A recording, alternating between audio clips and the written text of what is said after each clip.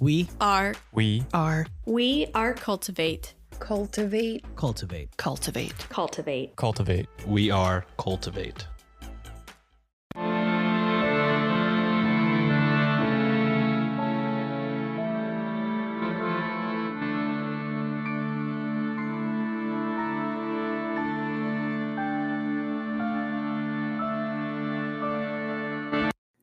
Hello and welcome to Ye Olde Crime, where we discuss the funny, strange, and obscure crimes of yesteryear. I'm your host, Lindsay Valenti, and with me is my sister and co-host, Maddie Savage. Hello. Hi there. Long time no see. I know. We were going to see each other for Christmas, and then it didn't happen. And then both of our houses got sick. Yep. And there's one house we cannot get them sick at all. Yep. Or it would be very bad. So, family Christmas is postponed until after this episode comes out. I do have an update that I want to share that will affect things moving forward for the show. So, Okay. starting in 2026, we're going to be doing bi-weekly episodes instead of weekly, just because I don't know if you guys have noticed, if you're longtime listeners, there have been some days where episodes weren't published until much later on Wednesdays, or they didn't go out until Thursdays. And that's just because life has been happening and there's a lot going on outside of the podcast. So I want to be able to give myself some grace to allow life to happen without stressing about the podcast. So I wanted to finish out the year with weekly, but moving forward, it'll be bi-weekly episodes. Sounds good to me. Whatever keeps us happy and healthy, man. Yeah. On the off weeks, I will be sharing cramp word episodes, so there will still be stuff going out every week. But yeah, the full-length episodes will be every other week. Sounds like a good plan. Anyway, shall we discuss our last topic of 2025? That's crazy to think about. But yeah, absolutely. Yeah. Today, we will be discussing the Cowart Southern affair. Ooh. An affair, you say? It's a bit of a doozy this week. Oh boy. So, information was pulled from the following sources: a 2022 Murder by Gaslight blog post by Robert Wilhelm, 5 articles within the 1878 The Atlanta Constitution newspaper, not the same episode, but throughout the year, 1878 the Ella J. Courier, 1878 Georgia Weekly Telegraph Journal and Messenger article, 1878 Ledger Inquirer article. There are 4 of those. Okay. 1878 the Valdosta Times article, 1878 the Weekly Columbus Inquirer Sun article, and 3 Find a Grave listings. Nice. And links to all of these articles will be included in the show notes. Want to be social with us? You can see pics from this week's episode, bonus content, and funny memes on X at Ye Olde Crime Pod, or on Facebook, Instagram, Threads, TikTok, and YouTube at Ye Olde Crime Podcast. Speaking of YouTube, we have a special playlist just for our Can You Crack the Cramp Word segments with our guest podcasters to see who can correctly guess the meaning of some obscure Victorian slang terms. If that's your thing, check it out. Now, it's been a hot minute since we've discussed a murder on the show, and today's will be one heck of a doozy. Gotta love that. Yeah. Now, before we dive into the particulars of the events themselves, let's learn more about the key players in this tragedy. And we'll start with Robert R. Southern. Now, Robert R. Southern was born on July 1st, 1856, to parents William Miles and Elizabeth Louisa Kincaid Southern. He was one of 11 children. That's about par for the time and the place, right? Like, I know that that's a significant amount of children, but I also feel like, I don't know, 5 was like the average family, it felt like. Yeah. But 11 would be a lot. You'll notice a theme with the number of children in this story. Really? So, yeah. Lots of kids. Strange. So Robert was one of 11 children and the third born after his brother James Alfred in 1852 and Miles L. in 1854. Of his siblings, only one passed away young at just 1 year old. Wow. Hardy stock. That's impressive, honestly. His younger siblings include Sarah Jane, who was born in 1858, Oliver, born in 1861, and he is the one that would pass away a year later, William Lafayette, born in 1863, Lucretia Ellen, born in 1864, Mary Arminda, born in 1867, John Oliver, born in 1870, Lockie, born in 1873, and Johnson Elijah, born in 1875. Now let me introduce our second key player, Hannah Catherine Hamrick. All right. Hannah was born on July 16th, 1858, in Pickens County, Georgia. Her listing on Find a Grave does not include her parents, and I don't know much about her before the events we'll be discussing today. Interesting. Huh. Wonder how they got away with that. How she was able to separate herself from her family in that way. I guess it was like easier at the time, but still uncommon.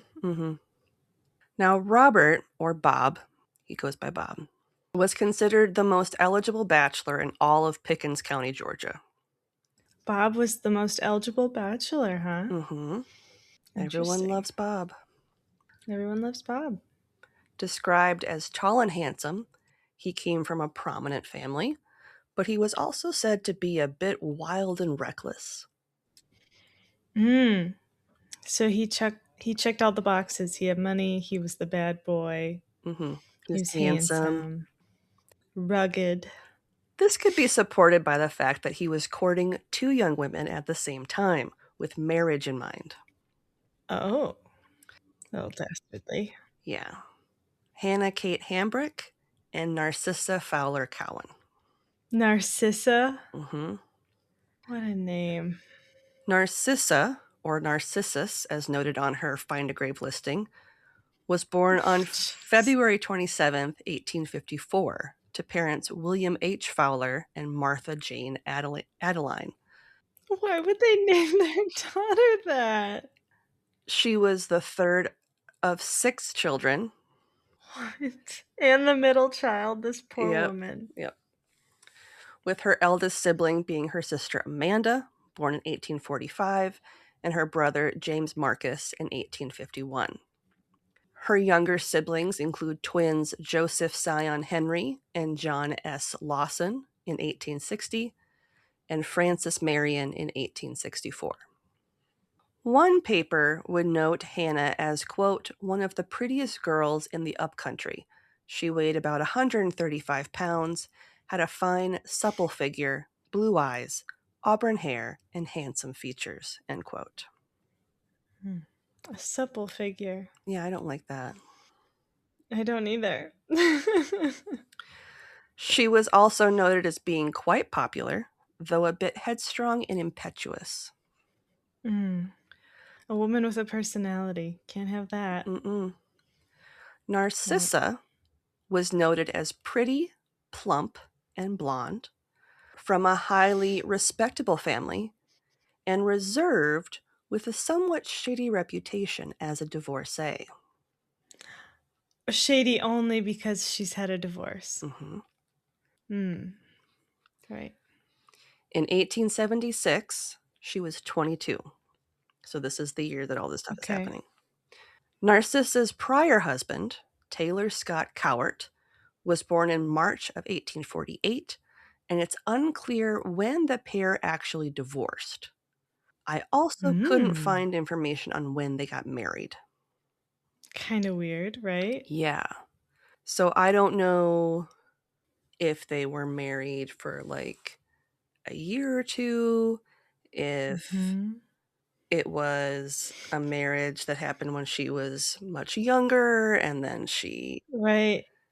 because it And wasn't, they had to like fudge the dates a little bit, something. yeah, because he wouldn't pass away until 1902. So I know it wasn't a matter of he died, because she wasn't a widower.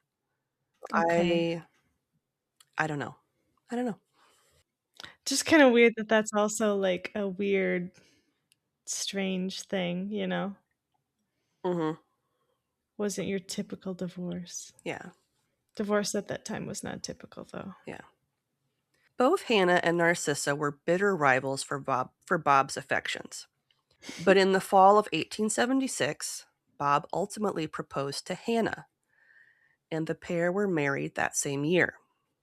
At the time, Bob would have been 20, and Hannah, who went by her middle name of Kate, was 18. So they just like go by a different name? Yeah. Kind of strange. Bob and Kate seemed to be living quite happily as man and wife for several months, until rumors started to spread that Bob was still meeting secretly with Narcissa. He's not. The pair had been seen walking together in the woods several times since his wedding. In the woods? Yeah. Not great. And as you can imagine, these rumors made Kate understandably jealous. Mm-hmm. Especially being a newlywed, and she's like, her rival's a divorcee, so there's gonna be some.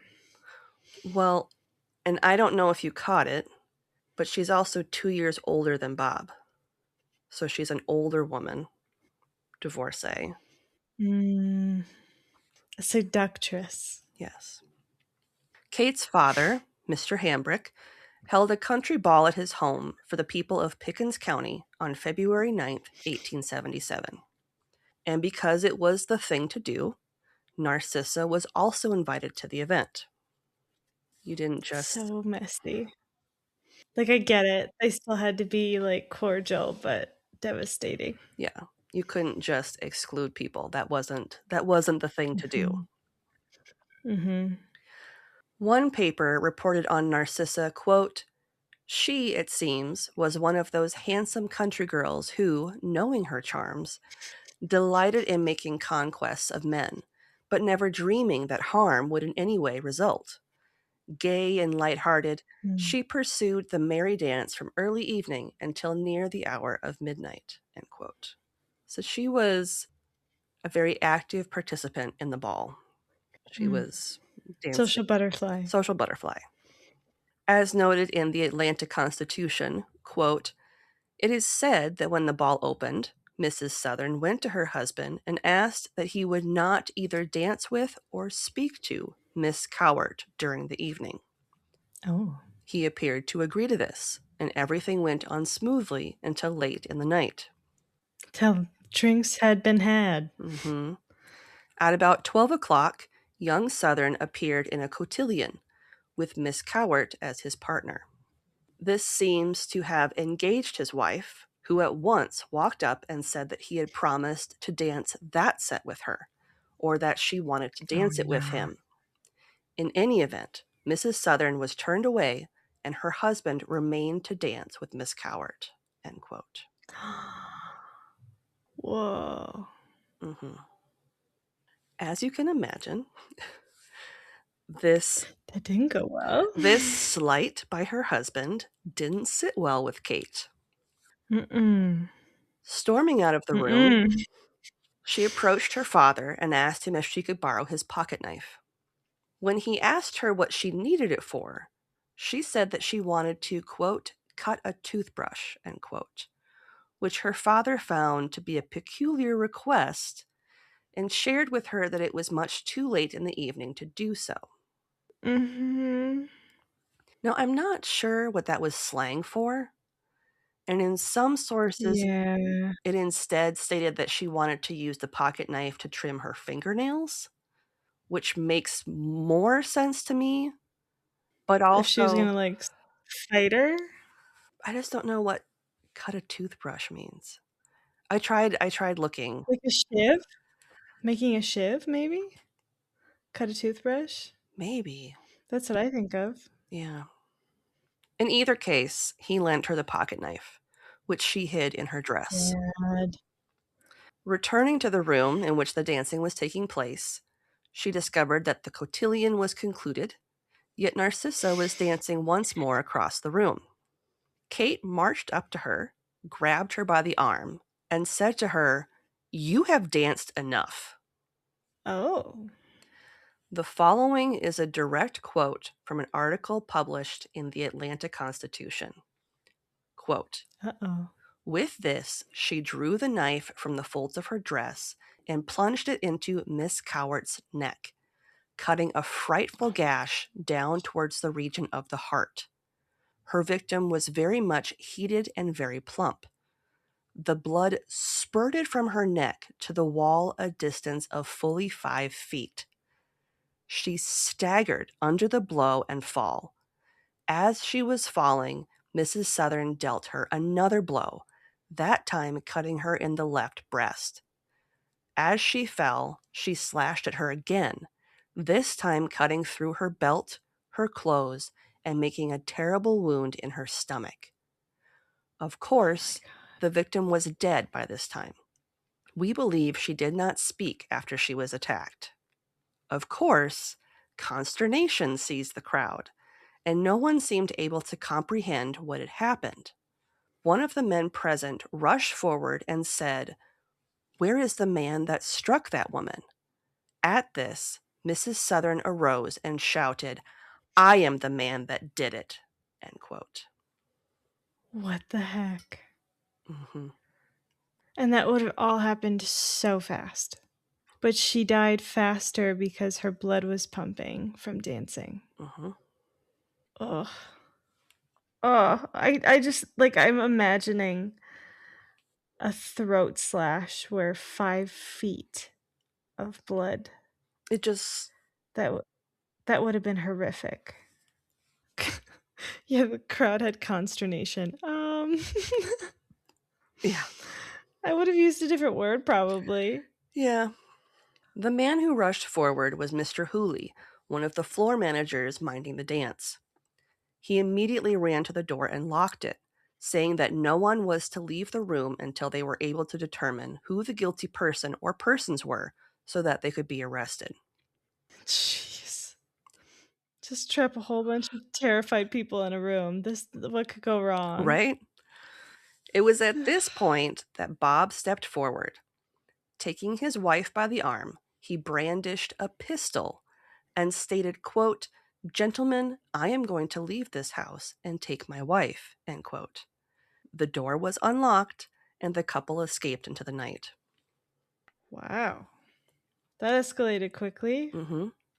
Following the deadly dance, Narcissa's family offered a reward of $250, or $8,100 today, Dang. and the governor added $150, or $4,860 today.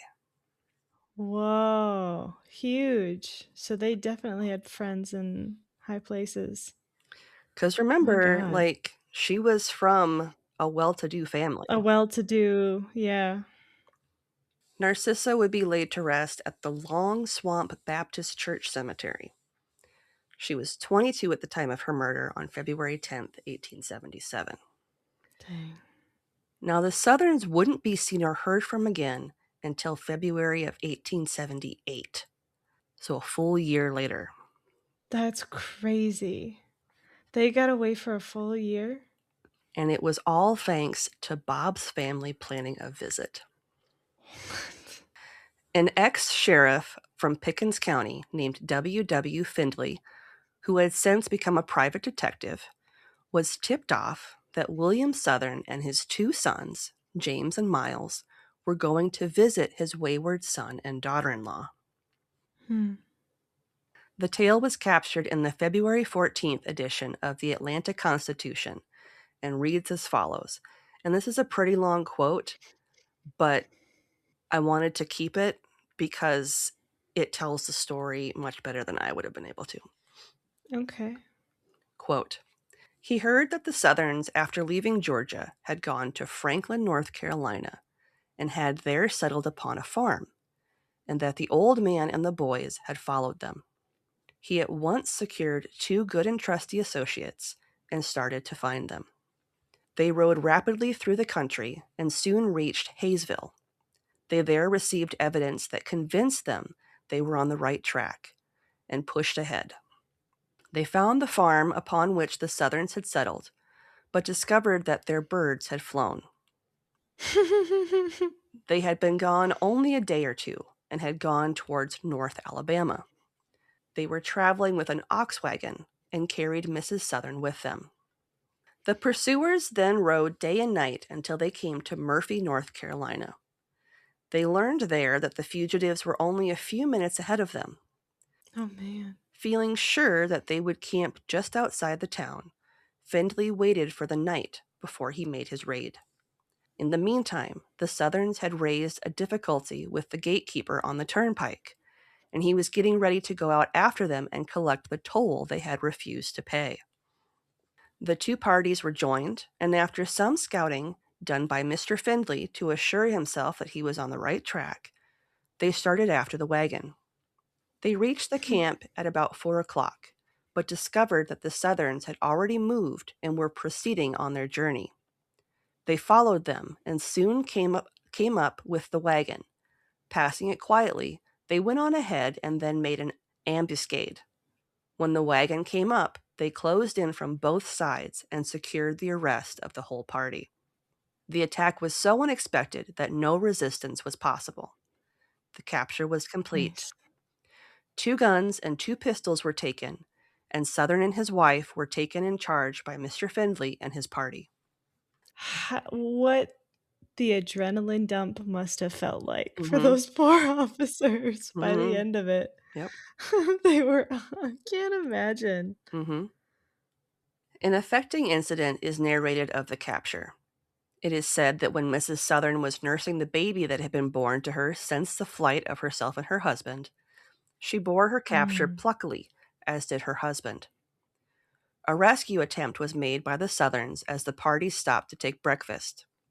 The old man and the 2 boys, whose devotion to their kindred was heroic, dashed into the room and demanded the release of the prisoners.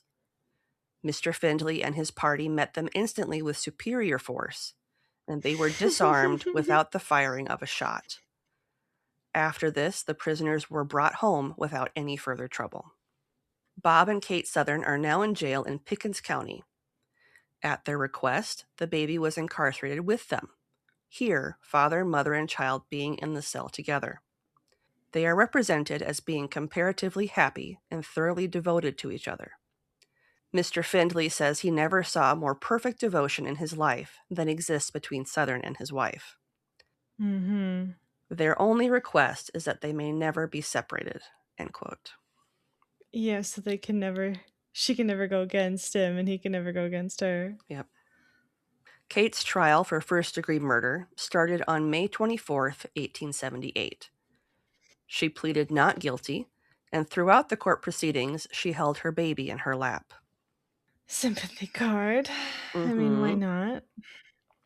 Judge George N. Lester presided over the trial, and Kate was defended by Congressman H.P. Bell, R.P. Lester, W.H. Simmons, W.T. Day, and Colonel Carey W. Stiles.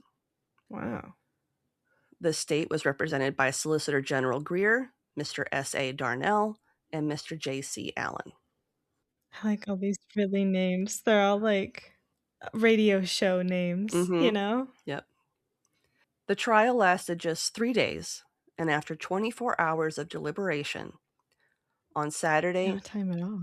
May 28th, Kate was found guilty of murder and sentenced to be hanged on June 21st, 1878. Holding that baby in her lap did nothing for sympathy. Following the verdict, a motion for a new trial was made, and it was scheduled to take place on June 18th. Many who viewed the trial felt it could go all the way to the Supreme Court. If the execution went through, it would make Kate the second woman ever to be hanged in the state of Georgia.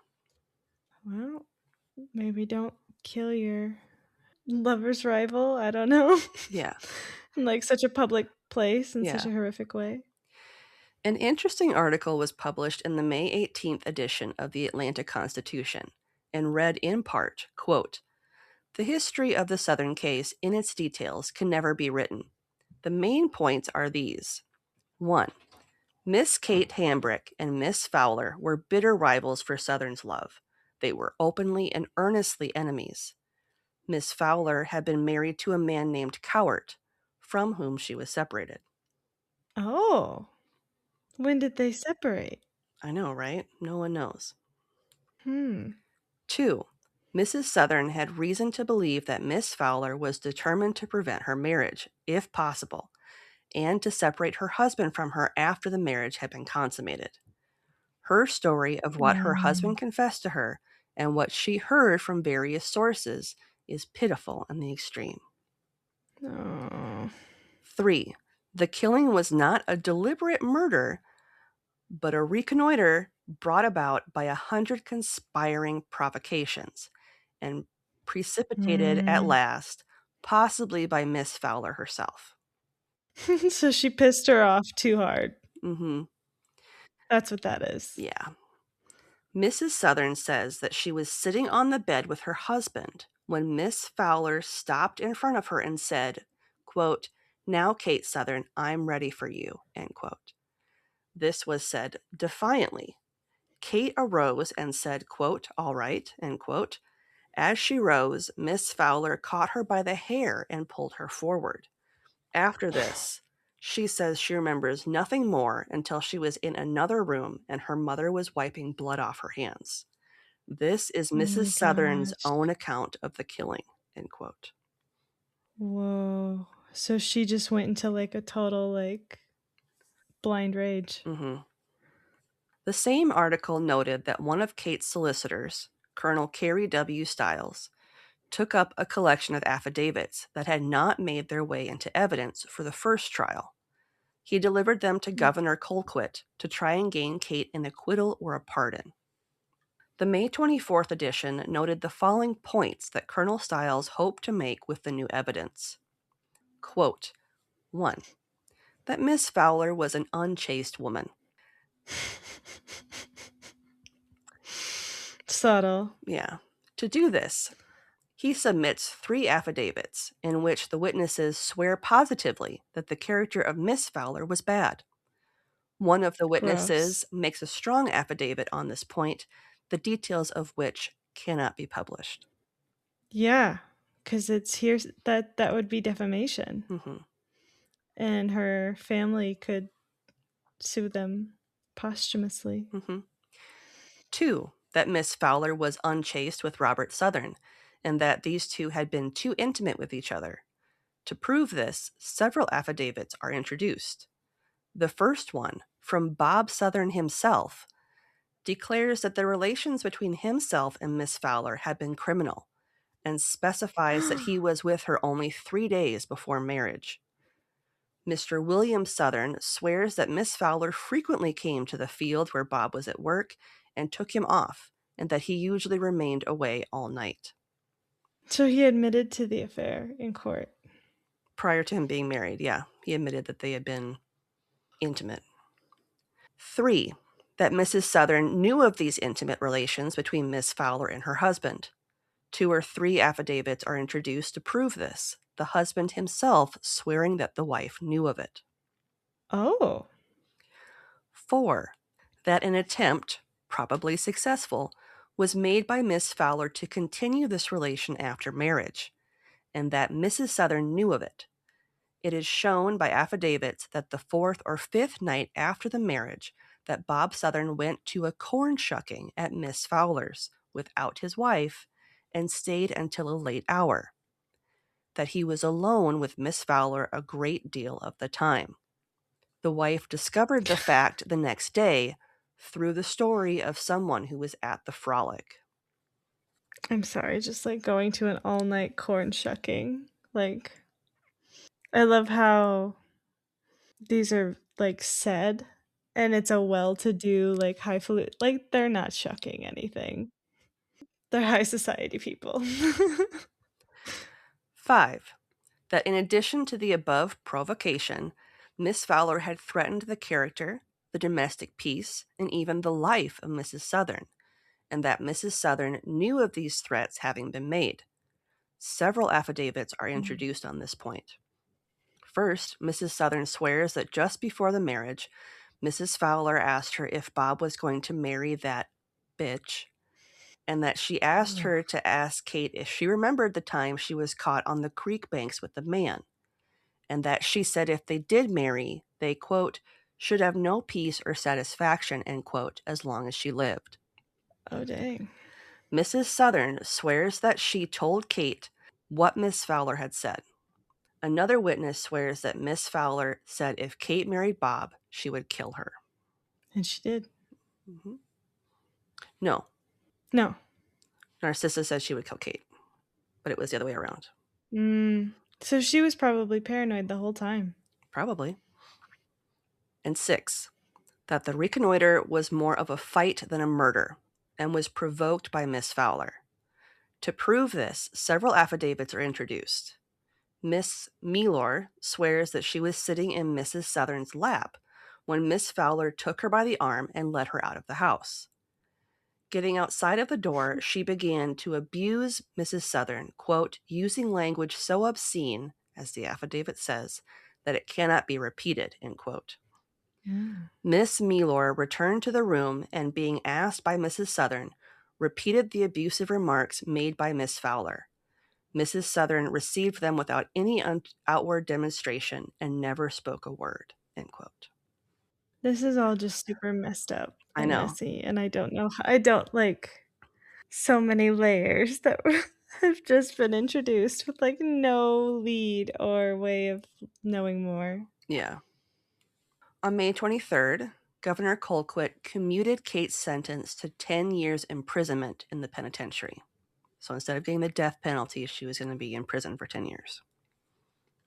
Kate's husband, Bob, as well as her parents, were indicted as accessories to murder, but the charges were eventually dropped. Kate's sister, Amarilla Hambrick, was convicted and sent to the penitentiary for 2 years, where she was forced to work hard labor, although it was noted that the work she ended up doing was light. In an interview with Amarilla on May 30th, quote, Miss Hambrick was only 15 years old at the time of the unfortunate occurrence and is now in her 17th year. We learned from her that her father is a landowner in Pickens County, that the whole family work out in the field, that they make plenty and to spare, that the family consisted of father, mother, and 4 daughters, Kate and an elder one being married, she and a younger sister remaining under the paternal roof. She says that Narcissa Fowler had been previously married to a man by the name of Cowart, and that Cowart had quit her on account of her intimacy with Southern, end quote. I can't. There's not enough string. I don't... like, how many people were in the room of this court every day? I can just imagine. Like, these are all high society people, too, and he was handsome. And this is like a housewives show. Mm-hmm. Yeah. With murder. With murder. With murder. The June 1st, 1878 edition of the Ledger Inquirer in Georgia published the following regarding Kate's quote-unquote sentence. Quote, Atlanta scrambled to see Mrs. Kate Southern when she arrived, and some gentlemen were admitted to the saloon to see her. This prurient and indecent curiosity should be condemned. She is accompanied by her husband and a baby. She will be employed as a trustee about the house of Mr. Smith in Washington County, sewing, etc., for the convicts. So that was her hard labor, quote unquote, was stitching in the safety of the warden's quarters. Yeah.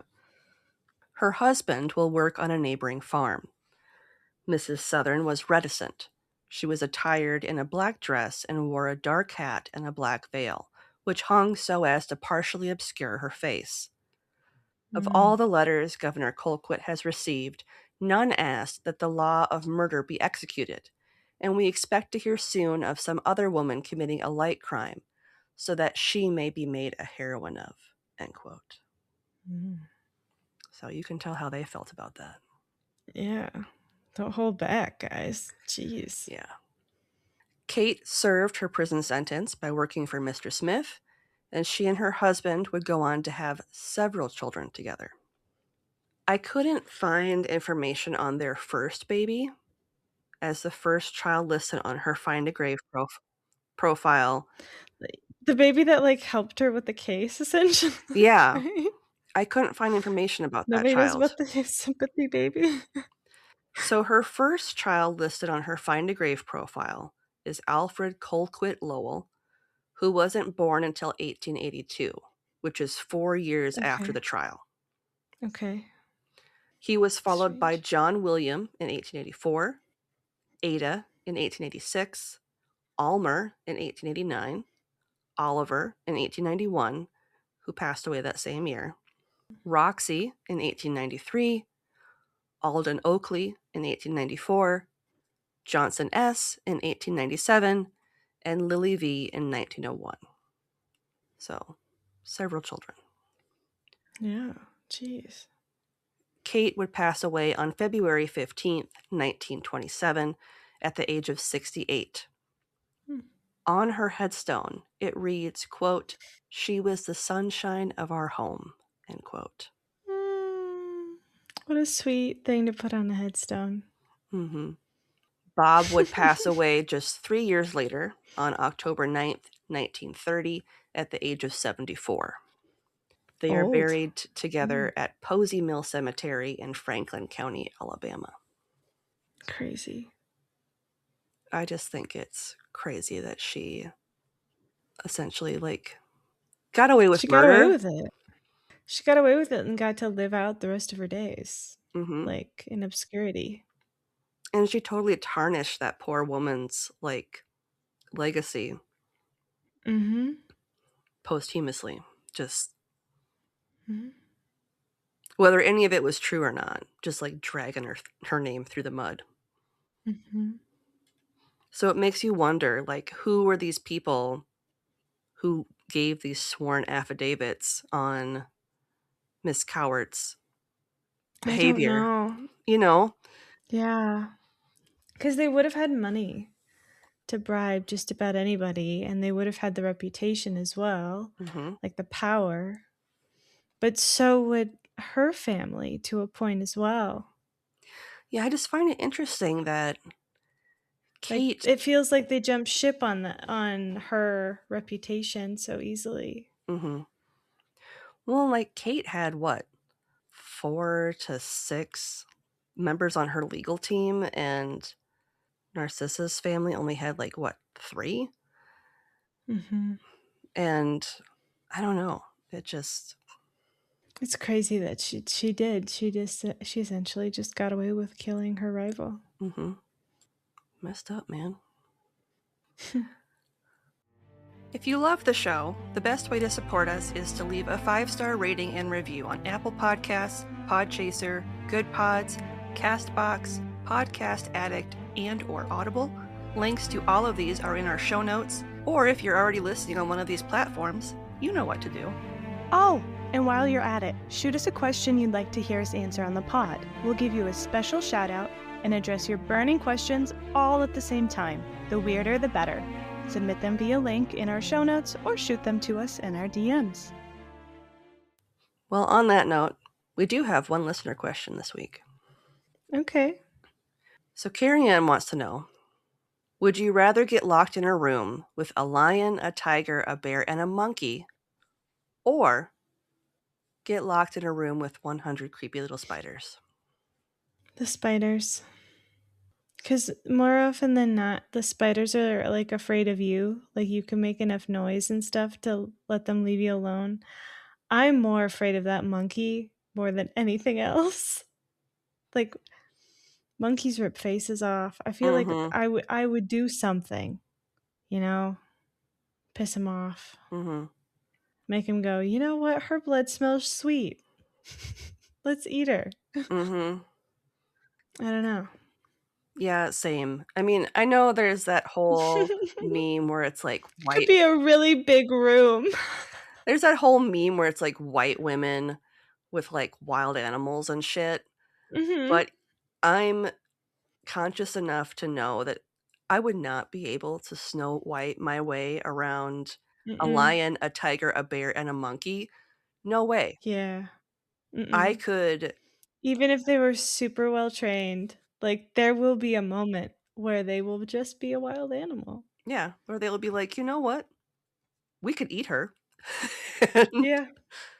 Whereas with spiders, there's nothing in the question that says there's not stuff in the room that I could use to like kill all those spiders. Mm-hmm. We'd love to hear from you, and there's a couple of ways you can reach out to us. You can email us at yeoldecrimepodcast@gmail.com, where you can send us story ideas, share any spooky stories you may have, fun gifts, or even just to say hello. You can also reach out to us via snail mail. Remember mail? Our mailing address is Ye Olde Crime Podcast, P.O. Box 341, Wyoming, Minnesota 55092. Fun fact, we like to send out thank you cards with fun stickers you can't get at our shop, so it's worth the cost of a stamp. Well, on that note, what's something good you'd like to share? I've had the kid all week, and even though she brought sickness and death into my house, she's still pretty cute and awesome, and it's been nice having her here. It's just nice having a kid in the house, especially a cool one. We've been hanging out, but it's been like low-key hanging out because we're sick. So it's watching movies and doodling next to each other and playing video games and making cookies and soup. So nice. Yeah. But it's been good. How about you? We had a pretty good nuclear Christmas. I have to share the one thing that my oldest got me because it's really funny. And I was like, my children definitely know me very well. My oldest bought me the log of the salted nut roll, the really big one. Nice. It is 2 pounds, which is 1 kilogram. Insane. It's a sharing log. And I was like, I hope you understand. I have no intention of sharing this with any of you. Like, No, I will absolutely not. I will slowly devour this thing. Mm-hmm. As she essentially instructed by giving that to you. Between now and like Valentine's Day, that thing will be gone. Like, yeah, no anemia for you, girl. Anemia who? We don't know her. People who are unfamiliar with what a Pearson's salted nut roll is, which makes sense. Pearson's is a local brand. They're made here, manufactured here in Minnesota. It essentially is like a white nougat that is enclosed. Kind of like a marshmallowy, vanilla-y taste. Yeah. Enclosed in a layer of salted peanut and caramel. Hence, salted nut roll. It's so good. It's so good. And I will share a picture of the container and how ridiculous it looks. I can't. I can only imagine. I love that for you. I love it for me too. I have been like cutting off like little slivers for myself. Nice. So it's not like little bread loaf slices. Yeah, just like little slices. All right. Shall we? Let's do it. All right. We wouldn't be here without support from listeners like you. If you're interested in supporting us financially, you can leave a one-time or monthly donation over on Buy Me a Coffee or our Venmo page. Links are in the show notes. And we make a point of reaching out to send you a thank you note and stickers to show our appreciation. Want to show your support in a more concrete way? Pick up some Ye Olde Crime merch over at our TeePublic shop. We shout out whenever there is a sale each month, and we work to make sure we're creating new designs and changing it up whenever possible. And hey, thanks for listening. And on that note, as always, I'm Lindsay. And I'm Madison. And we'll see you next time with another tale as old as crime.